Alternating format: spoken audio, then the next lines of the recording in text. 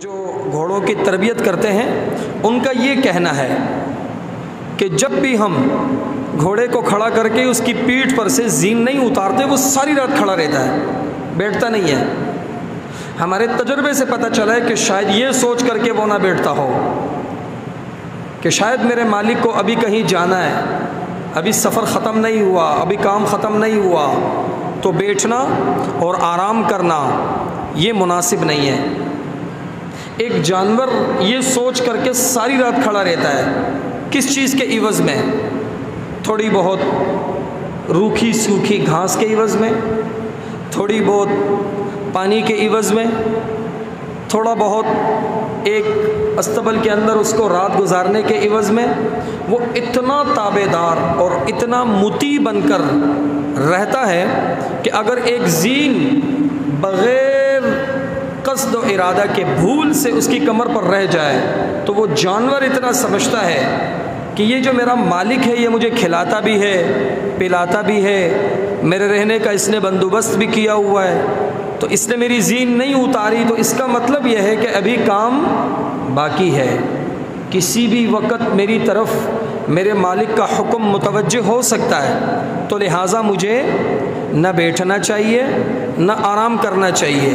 مستعد، چاق و چوبن، مطیع و فرما بردار بن کر وہ ساری رات کھڑا رہتا ہے، تھوڑی سی گھاس کے بدلے میں، تھوڑے سے چارے اور پانی کے بدلے میں، اور تھوڑی سی رہائش ملنے کے بدلے میں۔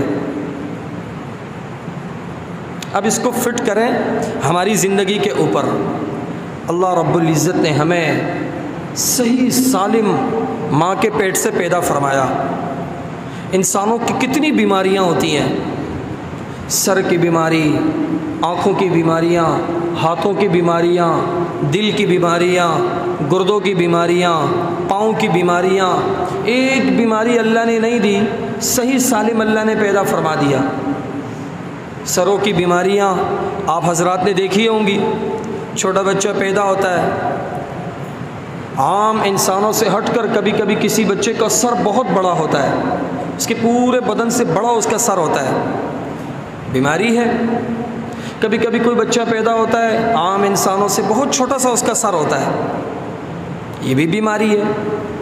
ایسے لوگ دیکھیں، ایسے بچے دیکھیں، پیدا ہوتا ہے، ایک آنکھ ہوتی ہے ایک نہیں ہوتی ہے، بیماری ہے۔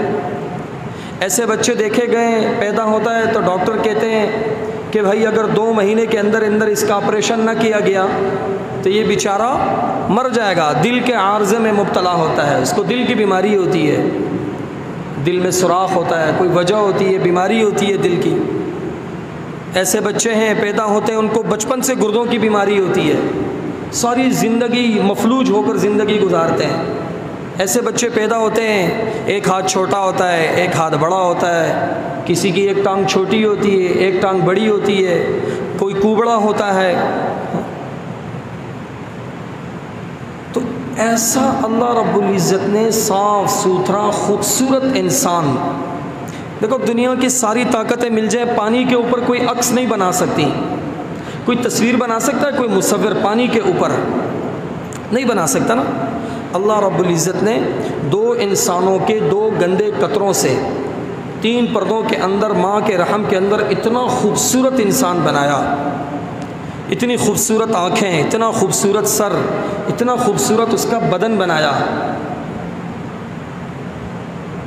اور بنانے کے بعد جب وہ دنیا میں آیا اس کی پرورش کی، اللہ نے اس کو کھلایا، اس کو پلایا، اس کی پرورش کی، اللہ نے اس کی حفاظت کی، وہ بڑا ہوا، جوان ہوا۔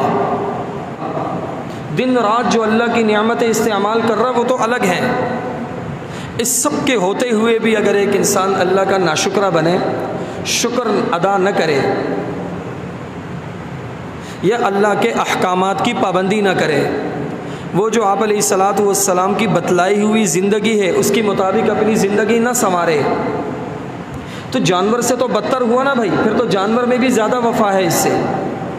ایک گھوڑا اپنے مالک کی جو نوازشات ہوتی ہیں اس کو سمجھتا ہے، تھوڑی بہت گھاس پھوس چارہ اور پانی کے خاطر وہ ساری رات کھڑا رہتا ہے، سوتا نہیں ہے، بیٹھتا نہیں ہے، ہر وقت مطیع و فرما بردار بن کر حکم کا منتظر رہتا ہے، کب حکم ہو اور کب میں اس کے حکم کی اطاعت اور فرمانبرداری میں اپنا خون پسینہ بہاؤں۔ یہ جانور اچھا ہے اس انسان سے جس کو عقل دی ہو، شعور دیا ہو، تعلیم دی ہو، اس کے سامنے امثال عبرت موجود ہوں، واقعات موجود ہوں، اس کو پڑھایا گیا ہو، اس کو سمجھایا گیا ہو، تجربات اور مشاہدات اس پر گزرے ہوں، اس سب کے باوجود وہ انسان اللہ کے حکم کو دیکھ کر اس سے منہ موڑے۔ وَمَنْ أَظْلَمُ مِمَّنْ ذُكِّرَ بِآيَاتِ رَبِّهِ، اس سے بڑا اور کون ظالم ہے جس کے سامنے اللہ کے احکامات کا تذکرہ کیا جائے اور وہ اس سے منہ موڑ دے، جس کے سامنے اللہ کا حکم متوجہ ہو اور وہ اس سے روگردانی کرے، اس سے منہ موڑے، اس سے بڑا اور کون ظالم ہو سکتا ہے؟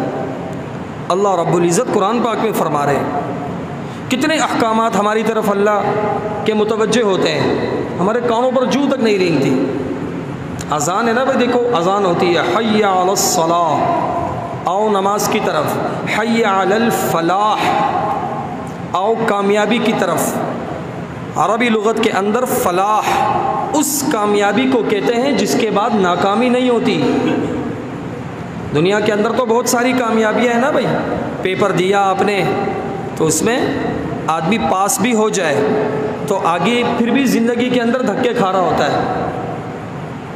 جس نوکری کے لیے، جس عہدے کے لیے اس نے امتحان دیا ہوتا ہے پاس تو ہو جاتا ہے، لیکن لازمی نہیں ہے 100% کہ اس پاس ہونے کے بعد اس کو وہ عہدہ بھی ملے گا، وہ نوکری بھی ملے گی۔ ڈگریاں لے کے پھر رہے ہوتے ہیں، کامیاب آدمی ہوتا ہے، بہت سارا پیسہ ہوتا ہے، لیکن زندگی اجیرن بنی ہوتی ہے، پریشان زندگی۔ بہت بڑے عہدے ہوتے ہوئے بھی ایک آدمی پریشان ہے، بہت ساری دولت ہوتے ہوئے بھی ایک آدمی پریشان ہے، بہت ساری پاور ہوتے ہوئے بھی ایک آدمی پریشان ہے۔ تو یہ پریشانیاں، یہ جو کامیابیاں ہیں، یہ وہ والی کامیابی نہیں ہے کہ ایک دفعہ حاصل ہو گئی تو اب اس کے بعد ناکامی نہیں ہے۔ اللہ رب العزت جس کامیابی کی طرف مجھ اور آپ کو بلا رہے ہیں، یہ وہ کامیابی ہے، فلاح وہ کامیابی ہے، نماز پڑھنا وہ کامیابی ہے جس کے بعد ناکامی نہیں ہے، جس کے بعد رسوائی نہیں ہے۔ ایک چھوٹی سی مثال دے رہا ہوں میں آپ کو، نماز اللہ کا حکم ہے، 5 مرتبہ ہمیں بلایا جاتا ہے اس کامیابی کی طرف۔ مؤذن اذان دے رہا ہوتا ہے، حی علی الفلاح، حی علی الفلاح، آؤ کامیابی کی طرف، آؤ کامیابی کی طرف۔ صحیح سالم تندرست جسم ہوتا ہے، کوئی کام نہیں ہوتا، کوئی معقول عذر نہیں ہوتا، ہم اس حکم سے منہ موڑ رہے ہوتے ہیں، روگردانی کر رہے ہوتے ہیں۔ کتنے دن گزر جاتے ہیں، ایک نماز بھی نہیں پڑھ پاتے، پورا سال گزر جاتا ہے۔ ایسے لوگ ہیں فجر کی نماز پورا سال نہیں پڑھتے۔ تو بھائی یہ بظاہر یہ جتنا بھی کامیاب آدمی بن جائے، دولت کے حساب سے، عہدے کے حساب سے، پیشے کے حساب سے، تجارت کے حساب سے، یہ کامیابی نہیں ہے، یہ ضلالت ہے، رسوائی ہے، اس کی